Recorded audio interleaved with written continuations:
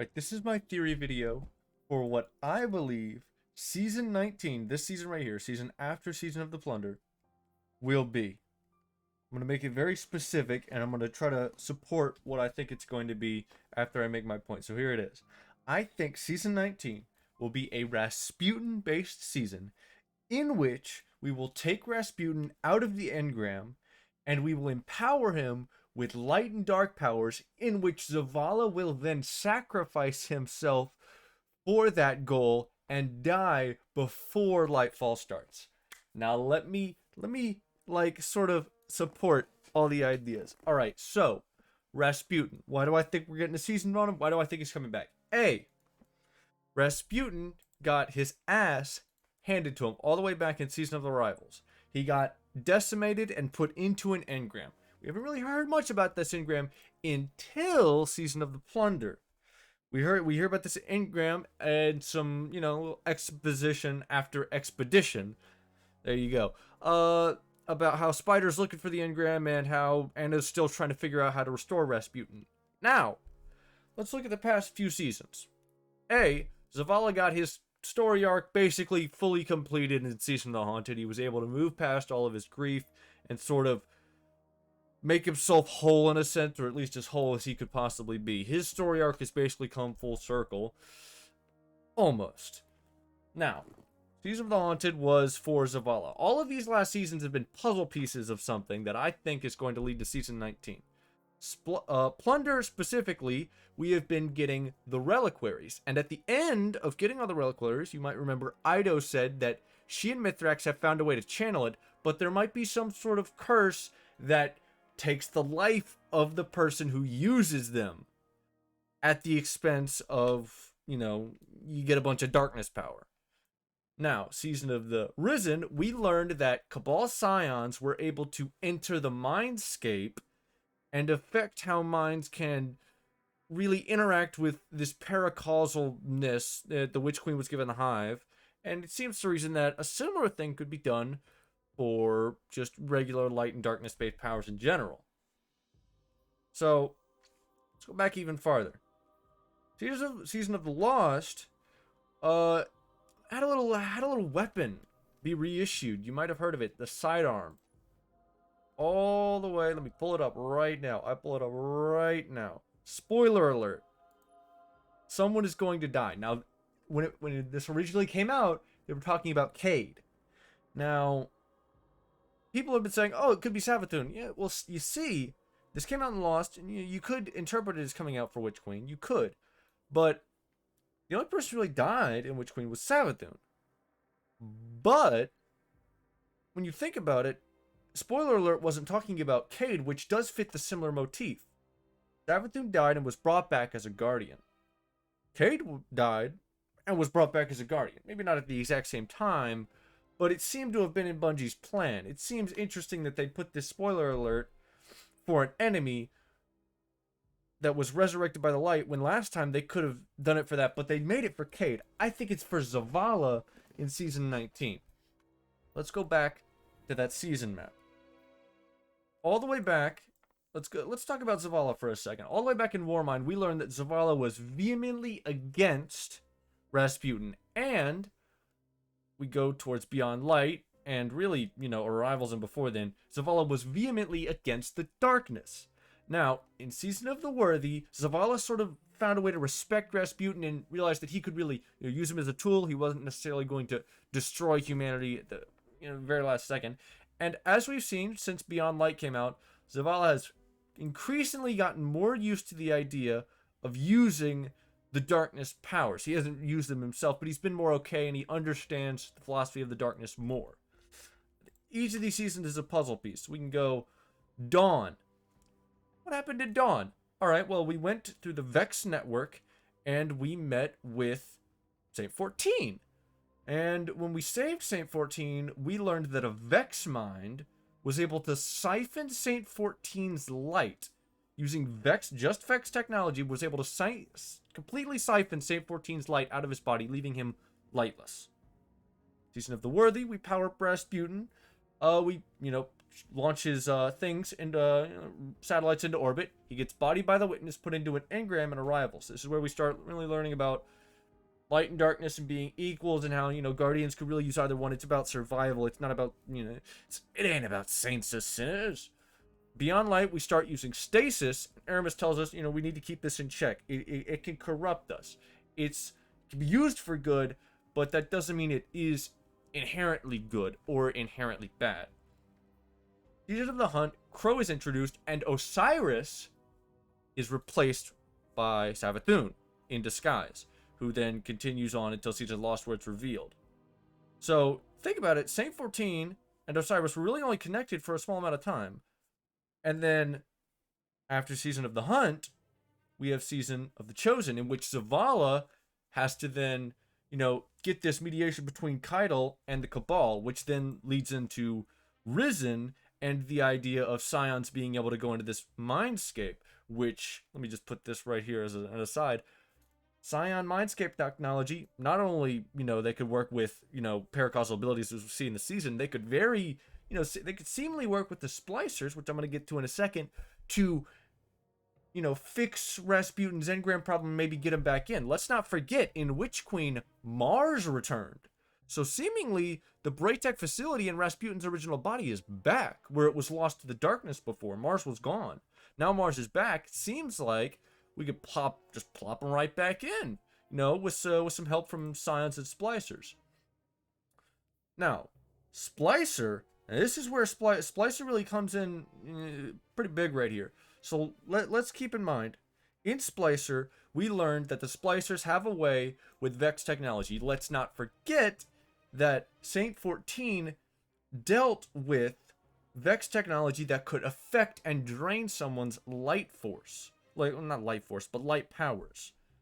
And, you know, with Osiris having this great knowledge, he could easily work with the Splicers, who would be vouched for by Saint 14, his own lover, and they could all work together in a trio, a way to commune with the machines, Osiris's knowledge of the Vex machines and the, you know, Vex in general, and then Saint 14's experience with light, you know, draining abilities. We all, let's not forget, the Scions also made light draining tech that they tried to use on Zavala.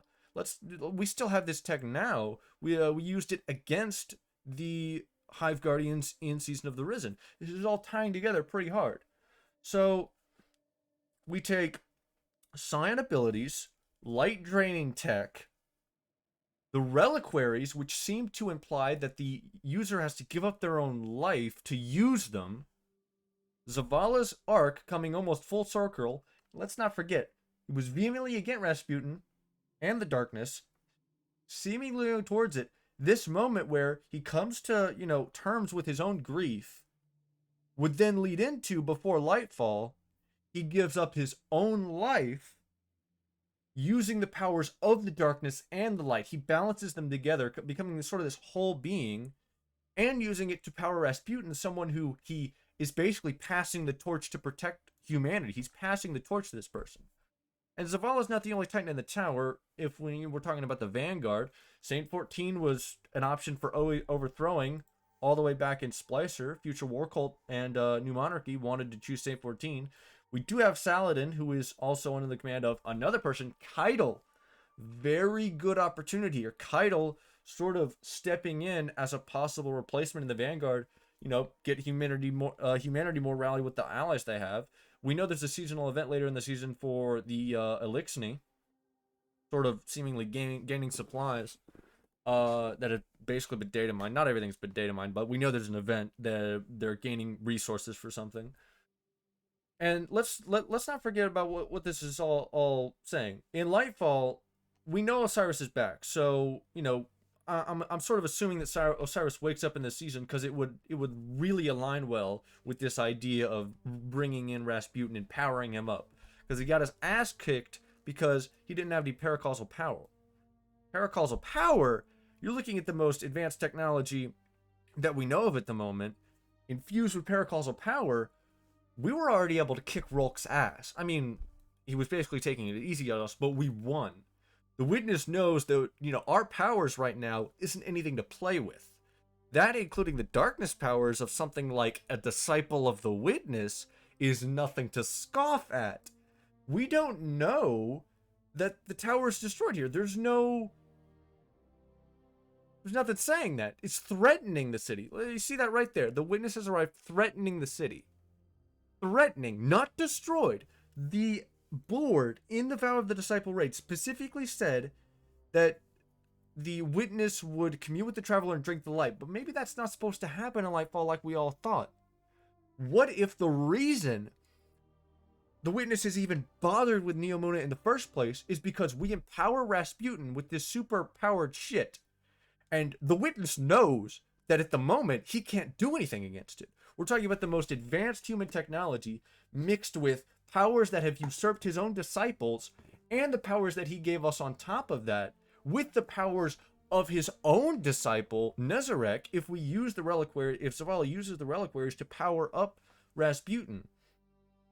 We seemingly have all these puzzle pieces that fit together right here, and if true, fits together with Lightfall, as there's no confirmation the city is destroyed at the moment. So why would the witness come here? He needs technology. We know Quicksilver Storm, pull up the exotic right now, Kinetic Exotic, came out with this season as a pre-order bonus. Yes, I pre-order. Suck my ass. The lore basically states that this shit is basically Siva on steroids. It is built different. It is the type of technology that is above something that even Rasputin is at right now. And with Rasputin being this paracausal being that's, put on top of, this perfection of technology from the Golden Age, we need something extra. And humanity has been evolving from the Golden Age hidden here. Let's not forget the whole Nephele stronghold and how Neomuna could be a Nephele stronghold. And the reason we find out about it, or it's even uncovered, is because Rasputin, we revive him and he knows that the witness is like, okay, this is like the one thing that can really fuck with us here. We need to make sure this is protected. He opens it up so that the witness can't blindside us and take something. Because if, like last time this came around, Rasputin knew it was hidden. He figured the witness wasn't coming around because he'd been there last time something like this happened. This time, he's powered with paracausality, so he'd be looking for literally anything that could take him down at the moment. And he knows a paracausal being is coming. He didn't necessarily know that last time.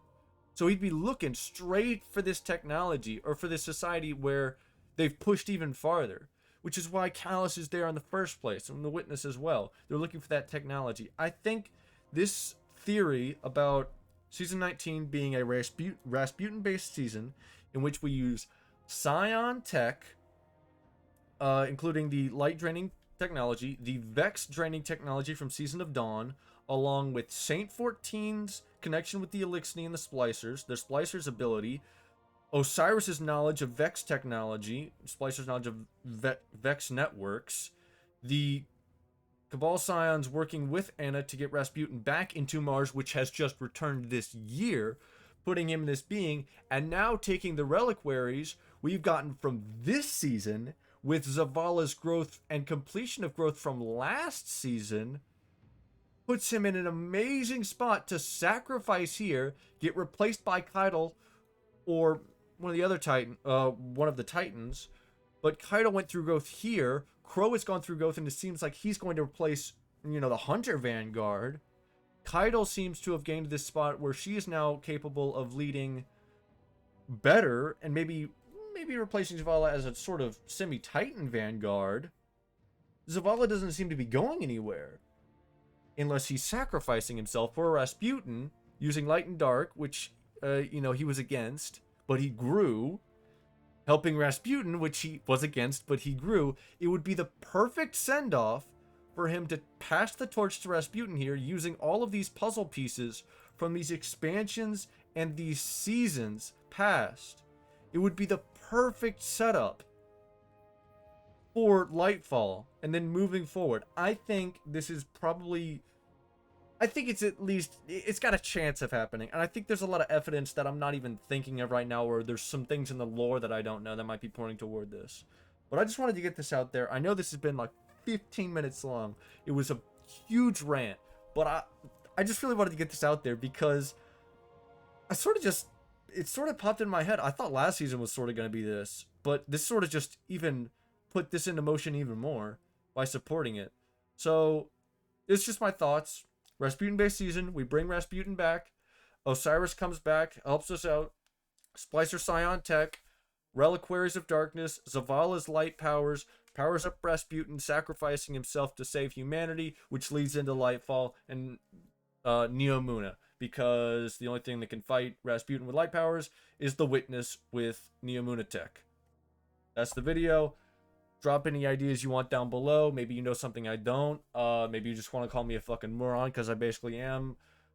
Don't like, I guess comment, but don't like, and if you subscribe, I will live in your walls for the rest of your life.